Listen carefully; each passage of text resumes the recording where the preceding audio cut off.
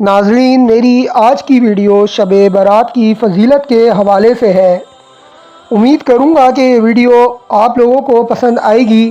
Video کو تفصیلاً آپ لوگوں کے سامنے پیش کر رہا ہوں۔ آپ میں سے جو بھی چینل پر نیا ہے اس سے میری ہمیشہ کی طرح یہی ریکویسٹ ہے کہ پلیز میرے چینل کو سبسکرائب کر لیجئے۔ ویڈیو آخر تک لازمی دیکھیے گا تاکہ فضیلت جو شب برات کے حوالے سے ہے وہ آپ کے سمجھ میں آ جائے۔ سب سے پہلے ناظرین میں آپ کو اس کا تعارف اور تفصیل بتاتا ہوں۔ شب برات ابتدائے اسلام سے عبادت کے ساتھ منائی جا رہی ہے۔ لفظ شب فارسی زبان کا لفظ ہے جس کے معنی ہیں رات، اور برات عربی زبان کا لفظ ہے جس کے معنی ہیں آزادی۔ اس رات کو شب برات اس لیے کہتے ہیں کیونکہ اس رات میں اللہ رب العزت بنو کلب کی بکریوں کے بالوں کے برابر لوگوں کو جہنم سے نجات عطا فرماتا ہے۔ سرکار مدینہ صلی اللہ تعالیٰ علیہ وآلہ وسلم کے معمولات حضرت ام المؤمنین حضرت سیدنا عائشہ صدیقہ رضی اللہ تعالیٰ عنہا بیان فرماتی ہیں، میں نے حضور اقدس صلی اللہ تعالیٰ علیہ وسلم کو شعبان المعظم سے زیادہ کسی مہینے میں روزہ رکھتے ہوئے نہیں دیکھا۔ بہاوالہ ترمذی جلد نمبر 2 صفحہ نمبر 182 حدیث نمبر 736۔ ناظرین، اس کے علاوہ حضرت عائشہ ام المؤمنین رضی اللہ تعالیٰ عنہ مزید فرماتی ہیں، ایک رات میں نے حضور نبی پاک صلی اللہ علیہ وسلم کو نہ پایا تو میں آپ صلی اللہ علیہ وسلم کی تلاش میں نکلی تو آپ مجھے جنت البقیع میں مل گئے۔ نبی اکرم صلی اللہ تعالیٰ علیہ وسلم نے فرمایا، بے شک اللہ تعالیٰ شعبان کی 15ویں رات آسمان دنیا پر تجلی فرماتا ہے، پس قبیلہ بنی کلب کی بکریوں کے بالوں سے بھی زیادہ لوگوں کو بخشش عطا فرماتا ہے۔ بہاوالہ ترمذی جلد نمبر 2 صفحہ نمبر 183 حدیث نمبر 739۔ معلوم ہوا کہ شب برات میں عبادات کرنا قبرستان جانا سنت ہے، لیکن اس کے ساتھ یہ بھی معلوم ہونا چاہیے کہ شب برات یا 15 شعبان کی نصف رات میں قبرستان جانے کا التزام کرنا اور نہ جانے والوں کو برا سمجھنا بدعت ہے۔ اور ناظرین، یہاں پر آپ کو یہ بھی کلیئر کرتا چلوں کہ 15 شعبان المعظم کی رات قبرستان جانا رسول اکرم صلی اللہ تعالیٰ علیہ وسلم سے صرف ایک مرتبہ ثابت ہے۔ بہاوالہ مرات المناجیح جلد نمبر 2 صفحہ نمبر 290۔ بزرگان دین کے معمولات بزرگان دین رحمۃ اللہ علیہ مجمعین بھی یہ رات عبادت الہی میں بسر کیا کرتے تھے۔ حضرت سیدنا خالد بن معدان، حضرت سیدنا لقمان بن عامر اور دیگر بزرگان دین رحمۃ اللہ علیہ مجمعین شعبان المعظم کی 15ویں رات اچھا لباس پہنتے، خوشبو سرما لگاتے اور رات مسجد میں جمع ہو کر عبادت کیا کرتے تھے۔ ماذا فی شعبان صفحہ نمبر 75۔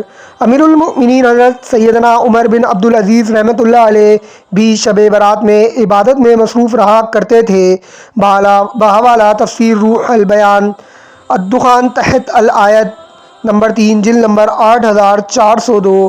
اہل مکہ کے معمولات ناظرین اس بارے میں یہ تھے کہ 3 صدی ہجری کے بزرگ ابو عبداللہ محمد بن اسحاق فاقہی علیہ رحمہ القوی فرماتے ہیں، جب شب برات آتی تو اہل مکہ کا آج تک یہ طریقہ کار چلا آ رہا ہے کہ مسجد حرام شریف میں آ جاتے اور نماز ادا کرتے ہیں، طواف کرتے اور ساری رات عبادت اور تلاوت قرآن میں مشغول رہتے ہیں۔ ان میں بعض لوگ 100 رکعت نماز نفل اس طرح ادا کرتے کہ ہر رکعت میں سورہ فاتحہ کے بعد 10 مرتبہ سورہ اخلاص پڑھتے، زمزم شریف پیتے، اس سے غسل کرتے اور اسے اپنے مریضوں کے لیے محفوظ کر لیتے اور اس رات میں ان اعمال کے ذریعے خوب برکتیں سمیٹتے تھے۔ بہاوالہ اخبار مکہ جز نمبر 3 جلد نمبر 84۔ دلیل سورہ الدخان کی ابتدائی آیات کا حوالہ دیا جاتا ہے، حالانکہ ان آیات میں شب برات نہیں بلکہ شب قدر کا بیان ہے اور تقدیر کے فیصلے ہونے کا بیان نہیں بلکہ فرشتوں میں تقدیر کے فیصلے تقسیم ہونے کا بیان ہے۔ تقدیر کے فیصلے تو ازل سے ہو چکے ہیں اور کائنات کی پیدائش سے 50,000 سال پہلے تقدیر لکھی جا چکی ہے۔ چلیے سورہ دخان کی ابتدائی آیات کا ناظرین مطالعہ کرتے ہیں۔ ان آیات میں 3 امور کا بیان ہے۔ قرآن مبارک رات میں نازل ہوا ہے۔ اس شب میں تمام پرحکمت احکامات فرشتوں میں بانٹ دیے جاتے ہیں۔ اس شب میں رحمت کا نزول ہوتا ہے۔ قاعدہ ہے کہ القرآن یفسر بعضا بعضا، یعنی قرآن کا ایک حصہ دوسرے حصے کی وضاحت کرتا ہے۔ ان آیات کی تفسیر قرآن ہی کی روشنی میں دیکھتے ہیں۔ سورہ القدر میں انہی 3 امور کا بیان ہے۔ قرآن قدر عظمت والی شب میں نازل ہوا ہے۔ مخلوقات کے لیے اگلے لیلۃ القدر تک جو کچھ تقدیر میں لکھا ہے کائنات کی تدبیر پر مامور فرشتے اسے لے کر اترتے ہیں۔ اس شب میں سلامتی کا نزول ہوتا ہے۔ یہ معمہ تو حل ہو گیا کہ لیلۃ القدر کا دوسرا نام ہے۔ ناظرین، یہ شب کس ماہ میں ہے؟ قرآن مقدس کہتا ہے کہ قرآن ماہ رمضان میں نازل ہوا، البقرہ آیت نمبر 185۔ اور یہ تو معلوم ہی ہے کہ لیلۃ القدر رمضان میں ہوتی ہے، شعبان میں نہیں۔ تفسیر احکام القرآن جلد نمبر 2 صفحہ پر امام ابن العربی مالکی وفات 583 عیسوی میں ہوئی 15ویں شعبان کی رات کی تمام احادیث کو مردود قرار دیتے ہوئے رقم تراز ہے۔ نصف شعبان کی شب کے بارے میں کوئی ایسی حدیث نہیں جس پر اعتماد کیا جا سکے، نہ اس شب کی فضیلت میں اور نہ موت و زندگی لکھنے کے بارے میں، سو ان روایات کی طرف قطعاً توجہ نہ دو۔ نصف شعبان کے روزے سے متعلق ناظرین جو روایات ہیں وہ بھی آپ لوگوں کو بتاتا چلوں۔ جامعہ ترمذی کی شرح تحفہ الحذوی جلد نمبر 2 صفحہ نمبر 53 میں محدث عبد الرحمن بن عبد الرحیم مبارک پوری رحمۃ اللہ علیہ لکھتے ہیں، میں نے نصف شعبان کے روزے کے بارے میں کوئی حدیث صحیح مرفوع نہیں پائی، اور سیدنا علی المرتضیٰ رضی اللہ تعالیٰ عنہ کی جو روایت ابن ماجہ میں روایت کیا ہے وہ نہایت ضعیف ہے۔ علامہ عینی حنفی لکھتے ہیں کہ نصف شعبان کی نمازوں کی جتنی احادیث ہیں تو ابو الخطاب بن دحیہ فرماتے ہیں سب من گھڑت ہے۔ نصف شعبان کی شب کے بارے میں جتنی بھی روایات ہیں سب قطعی نصف شعبان مغفرت کی رات ہے یا نہیں۔ نصف شعبان کی شب کو مغفرت کی رات قرار دینے کے لیے یار لوگ ترمذی سے روایت نقل فرماتے ہیں کہ نصف شعبان کی رات کو اللہ بنو کلب کی بھیڑوں کے بالوں سے زیادہ لوگوں کی مغفرت فرماتا ہے، لیکن اس روایت کے اللہ طلوع ہونا ہے۔ نصف شعبان کی شب کے بارے میں ابن ماجہ کی سیدنا ابو موسیٰ اشعری رضی اللہ تعالیٰ عنہ سے ایک روایت پیش کی جاتی ہے کہ رسول اکرم صلی اللہ علیہ وسلم نے فرمایا کہ اللہ تعالیٰ نصف شعبان کی شب میں طلوع فرماتا ہے اور مشرک سکینہ پرور کی علاوہ سب کی مغفرت فرماتا ہے۔ اس روایات کے چاروں راوی قطعاً مجہول اور شدید ضعیف بے بنیاد روایت ہے۔ علامہ حبیب الرحمن کاندھلوی رحمۃ اللہ علیہ اپنی کتاب شب برات کیا ہے اس روایت کے ناقل ابن عدی اور ذہبی کہتے ہیں کہ ابن اللیہ کی یہ روایت منکر ہے۔ عبداللہ بن لیہ کبھی تو دعویٰ کرتا ہے کہ روایت زید بن سلیم سے مروی ہے اور کبھی کہتا ہے کہ زہاق بن ایمن سے مروی ہے۔ نصف شعبان کی شب کو مغفرت کی رات قرار دینے کے لیے یار لوگ ترمذی سے مردود روایت نقل کرتے ہیں کہ نصف شعبان کی رات کو اللہ بنو کلب کی بھیڑوں کے بالوں سے زیادہ لوگوں کی مغفرت فرماتا ہے، لیکن اسی روایت کے درود پاک پڑھنے کا مہینہ بھی کہا جاتا ہے۔ درود پاک پڑھنا افضل ترین اعمال میں سے اور ماہ شوال المعظم کو درود پاک پڑھنے کا مہینہ کہا گیا ہے۔ چنانچہ امام قسطلانی قدس سرہ نورہ مرقدہ نقل فرماتے ہیں کہ بے شک شعبان کا مہینہ نبی پاک صلی اللہ علیہ وسلم پر درود شریف پڑھنے کا مہینہ ہے کہ آیت ان اللہ و ملائکتہ یصلون علی النبی پارہ نمبر 22 الاحزاب 56 اس آیت کے مزید وضاحت کے لیے یہاں کلک کریں اس مہینے میں نازل ہوئی۔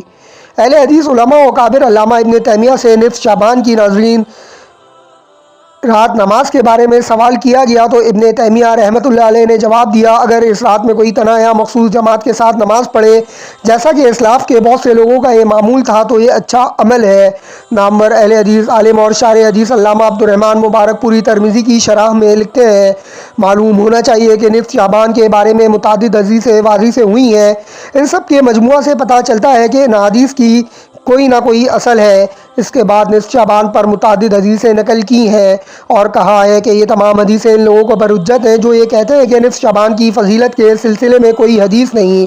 ناظرین، اہل تشیع کا عقیدہ ہے کہ 15 شعبان سن 255 کو امام مہدی کی پیدائش ہوئی۔ وہ اس رات امام مہدی کے جلد آنے کی دعائیں کرتے ہیں اور خوشی مناتے ہیں۔ ایک روایت میں محمد صلی اللہ علیہ وسلم کو اپنے پاس نہ پایا تو میں آپ صلی اللہ علیہ وسلم کی تلاش میں نکلی۔ یہ روایت حضرت عائشہ صدیقہ رضی اللہ تعالیٰ عنہا سے آپ فرماتی ہیں، اس کے بعد میں تلاش کرتے کرتے جنت البقیع کی طرف گئی تو رسول اکرم صلی اللہ تعالیٰ علیہ وآلہ وسلم مجھے جنت البقیع میں ملے۔ یہ روایت حدیث کی اکثر کتب میں مذکور ہے۔ کثرت روایت کے سبب یہ حدیث درجہ صحت کو پہنچ گئی ہے۔ اس کو ترمذی، ابن ماجہ، مسند احمد بن حنبل، مشکات، مصنف بن ابی شیبہ، شیب الایمان للبہقی وغیرہ میں اس کو روایت کیا گیا ہے۔ قبیلہ بنو کلب کثرت سے بکریاں پالتے تھے جن کی مثال اس حدیث میں بیان کی گئی ہے۔ محمد عربی صلی اللہ علیہ وسلم کا ارشاد ہے کہ اللہ تعالیٰ شعبان کی 15ویں شب میں اپنے رحم و کرم سے تمام مخلوق کو بخش دیتا ہے سوائے مشرک اور کینہ رکھنے والے کے۔ ایک روایت میں مسلمانوں کا لفظ ہے اور دو شخصوں میں سے ایک قتل کرنے والا اور دوسرا کینہ رکھنے والا مذکور ہے۔ امید کرتا ہوں ناظرین کہ یہ ڈیٹیلڈ ویڈیو شب برات کے حوالے سے آپ